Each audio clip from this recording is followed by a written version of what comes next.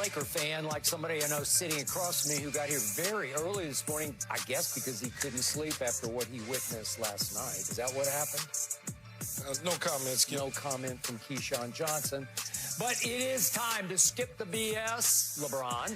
Time for Undisputed. Time to break down and tear apart what I thought was a bizarre game that took place last night here in L.A. at the Crypt. Lakers came flying out of the gates. Looked like they're going to blow out the Kings. Lakers 2.5-point favorites at home jumped up 32-18 with 2:41 left in the first quarter. And at home, the Lakers proceeded to give up a 54-20 run. 54-20. Trailed by 15 at halftime.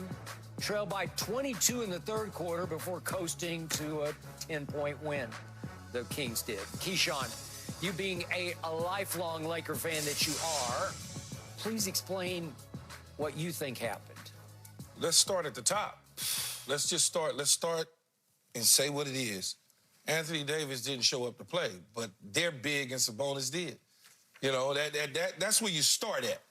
Not to mention what Fox was able to do and De'Aaron Fox was able to do to us. So he shot at 30, what did he shoot at? 32 times he put it in the air and he knocked down 19 of those shots. Yep. So when you look at the Sabonis situation with the triple-double, he cleaned the glass on us. He had a total of 20 rebounds. All right, defensively, he has 16 of those rebounds on the defensive end, so we were not able to even get the second shot opportunities. Now when you say you flip the AD, and look, this is what we talked about all year long. The Lakers are going to go as far as AD. LeBron going to be LeBron. This ain't about LeBron. LeBron did his work. He had 13 assists. He scored 30-plus points. I mean, he played pretty well. He played well. He did his job. But then everybody else has to chip in. We got nothing out of the bench. Rui played extremely well. He knocked down 20-plus points. So all of those things happening to you against this team that has what has it been? 7 of the last 8, I think it is, that they've beaten the Lakers. 7 of the last 8 that they've beaten the Lakers prior to this game. You have no answers for them. You have no answers for De'Aaron Fox. As I said to you before, we talked about D'Angelo Russell. Up and down, up and down. Well, he was down yesterday. He was. He put it in the air 10 times. He only knocked down 3 shots. He didn't, for it to be our point guard, he really didn't give us any help from an assist standpoint. We already know what he is defensively. He's not a liability to the degree where he shouldn't be on the floor, but he didn't help at all. So when you start to break everything down, you know, I know people looking at, well, LeBron left. Well, LeBron left, the game was over with. They was down by 14 points. His ankle was hurting. He made a decision. It's over. I'd rather just go in before something else seriously happens in this situation. Still sitting in the 10th spot.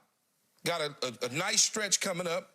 8 games, the next 4. We got the Bucks, the Timberwolves, the Kings again at Sacramento. Then we play the Golden State Warriors, who just smashed the Milwaukee Bucks last night. By 35. By 35. Then we got the Hawks, the Sixers, the Pacers, and then the Bucks again on the road. So if we could be above 500 in them games, then we're going to be okay. Anything less than above 500 in them games, I think it's going to be real tough. You've now fallen to the 10th spot. The 10th spot. You are 34-30, so you're just keeping your head just above water, just above 500. Keshawn, I've been doing this for a long time, and I don't know. I've been racking my brain this morning. I can't remember a team that I had more respect for that can be more wildly inconsistent than this team can be. And we hark back to LeBron's famous or infamous quote of a couple, 3 weeks ago. On any given night, we can beat any team in this league. On any given night, we can lose to any team in this league. I feel like the Lakers are the classic "are we there yet" team, because they keep saying, are we there yet? Did we do enough? Are we good? Now can the playoffs start? No, not yet. Not yet. We still got a good ways to go. And even last night was a microcosm of, are we there yet? So they came out and they flexed for me, because the Kings have had their number, as we discussed yesterday. As you say, it had been 6 out of 7. They had beaten them 3 straight here in L.A. Now it's 4 straight. But the 3 straight, at some point, as you well know from your playing days, finally your pride kicks in. You say, okay, that's enough of that. And I thought early on, silly me, I thought that's what we were witnessing.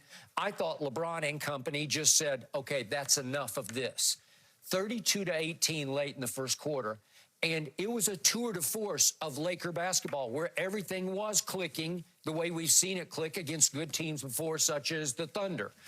Now we got some rock, paper, scissors going on in the West because the Lakers can just dominate the Thunder. They're pretty good against Minnesota, who lost Karl Anthony Towns for the rest of the year, so maybe they'll start to struggle a little bit. But the point is, Denver still owns the Lakers in close games, but Sacramento owns the Lakers in blowout. They just wiped the Lakers off the floor. The Sacramento Kings are treating the Lakers like they're the Wizards or the Pistons. Seriously. They just come out and say, this is ridiculous. We got this.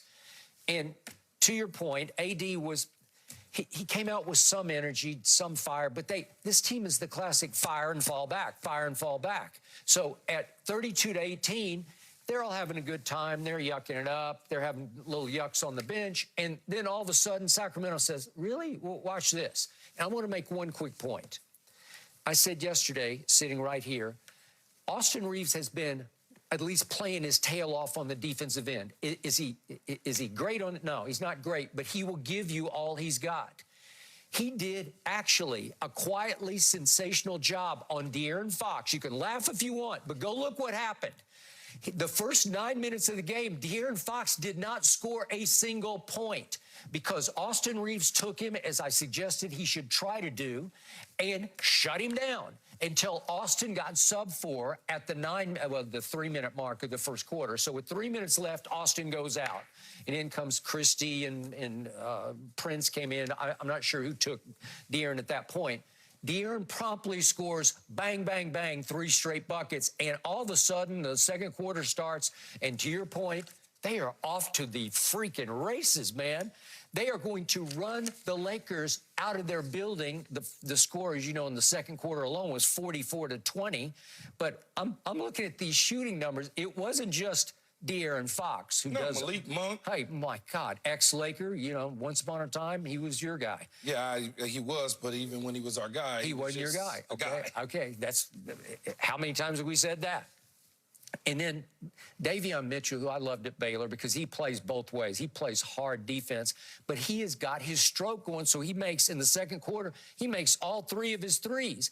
Well, those 3 we just mentioned, those 3 guards, go 14 of 17 from the floor, and they go 6 out of 7 from 3 in a quarter, in one quarter. Well, that's a good game, right? That's like